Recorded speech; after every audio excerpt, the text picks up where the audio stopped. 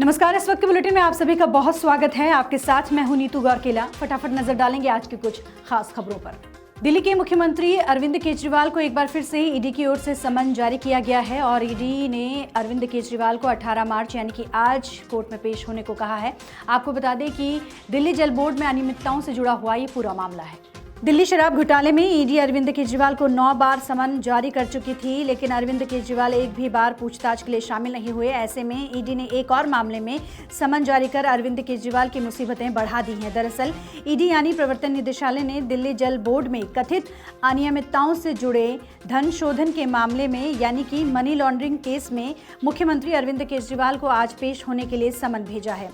अधिकारियों के अनुसार अरविंद केजरीवाल को आज यानी कि सोमवार को 18 मार्च को एपीजे अब्दुल कलाम रोड स्थित ईडी कार्यालय में अधिकारियों के सामने पेश होने और पीएमएल के प्रावधानों के तहत अपना बयान दर्ज कराने के लिए कहा गया है।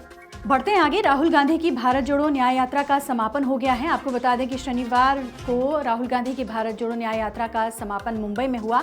इस दौरान राहुल गांधी ने देश के प्रधानमंत्री नरेंद्र मोदी पर जमकर निशाना साधा। राहुल गांधी ने ईवीएम का मुद्दा उठाया। इसके साथ ही उन्होंने कहा कि ईडी अधिकारियों और मंत्रियों के पीछे पड़ी है। जरा सुनिए क्या कुछ उन्होंने कहा। हिंदू धर्म में शक्ति शब्द होता है। हम शक्ति से लड़ रहे हैं, एक शक्ति से लड़ रहे हैं। अब सवाल उठता है वो शक्ति क्या है। जैसे किसी ने यहां कहा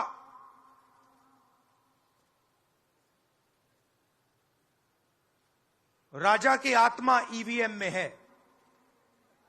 सही है, सही है। राजा की आत्मा ईवीएम में है।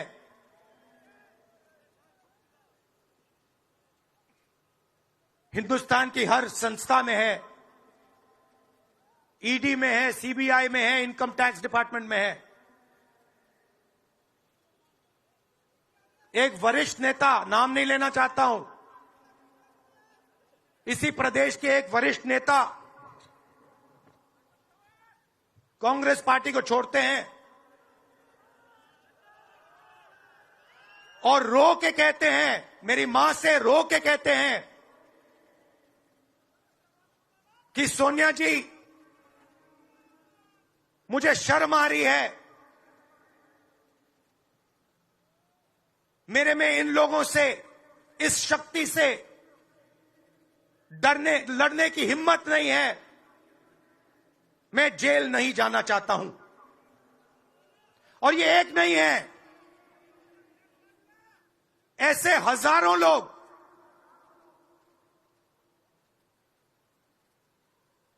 डराए गए हैं। क्या आप सोचते हो शिवसेना के लोग, एनसी के लोग ऐसे ही चले गए? नहीं। जिस शक्ति की मैं बात कर रहा हूं,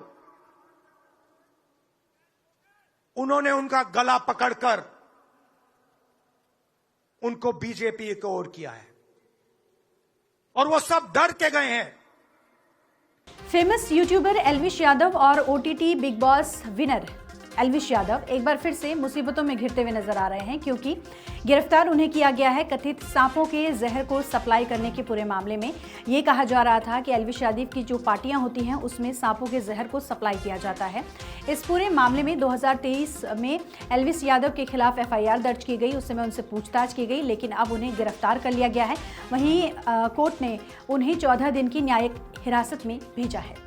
नोएडा पुलिस ने सांपों के जहर मामले में यूट्यूबर एल्विश यादव को गिरफ्तार किया है। पिछले साल सेक्टर 39 में नोएडा पुलिस ने एफआईआर दर्ज की थी। एल्विश यादव को पूछताछ के लिए बुलाया गया था, जिसके बाद उसको गिरफ्तार किया गया है। एल्विश यादव को इसके बाद कोर्ट में पेश किया गया। कोर्ट में पेश होने के बाद एल्विश यादव को 14 दिन की न्यायिक हिरासत में भेज दिया गया है। जानकारी सामने आई है कि ये पूरा मामला 2023 से जुड़ा हुआ है। लगातार पूछताछ पुलिस की तरफ से की जा रही थी, लेकिन एल्विश यादव को बहरहाल गिरफ्तार किया गया है। यानी कि एल्विश यादव की इस बार की होली जेल में मनेगी। बढ़ते हैं आगे। टाटा ग्रुप की एयरलाइंस यानी कि एयर इंडिया ने अपने 180 कर्मचारियों को नौकरी से निकाल दिया है। जी हाँ, भारी तादाद में ये छटनी हुई है। बताया जा रहा है कि जो क्रू मेंबर हैं वो नहीं, बल्कि जो ग्राउंड में जो काम करते हैं कर्मचारी जैसे वॉलंटियर हो गए, उन्हें इस नौकरी से निकाला गया है। टाटा समूह की एयरलाइंस एयर इंडिया ने अपने कर्मचारियों को झटका दिया है। एयरलाइन ने बीते कुछ हफ्तों में 180 से ज़्यादा नॉन फ्लाइंग एम्प्लॉयज़ को नौकरी से निकाल दिया है। जानकारी के मुताबिक जो स्टाफ इस छंटनी प्रक्रिया में शामिल है, उनमें से सभी एम्प्लॉयज़ कंपनी की वॉलंटरी रिटायरमेंट स्कीम का फ़ायदा नहीं ले पाए और ना ही री-स्किलिंग के मौक़ों का फ़ायदा ले पाए थे। राजस्थान के अजमेर में देर रात एक दर्दनाक हादसा हुआ। आपको बता दें कि एक पैसेंजर ट्रेन और मालगाड़ी की टक्कर हो गई। इस हादसे में कई लोग घायल बताए जा रहे हैं और यहाँ पर तमाम जो राहत बचाव कार्य है वो जारी है। राजस्थान के अजमेर में Sabarmati Agra Cantt superfast express और एक मालगाड़ी के बीच जबरदस्त टक्कर हो गई। यह हादसा रात करीब 1:10 पर मदार स्टेशन के पास उस समय हुआ जब मालगाड़ी और एक्सप्रेस ट्रेन दोनों एक ही ट्रैक पर आ गई। मौके पर पहुंचे अधिकारी ने बताया कि हादसे के कारणों का पता लगाया जा रहा है। यात्रियों को निकाला गया है, हालांकि कुछ के हताहत होने की खबर है। साथ ही ट्रैक को क्लियर करने का काम भी किया जा रहा है। तो ये थी वो अहम खबरें जिस पर आज पूरे दिन भर हमारी नजर बनी रहेगी और इन खबरों से जुड़ी हुई अपडेट भी हम आप तक पहुंचाते रहेंगे।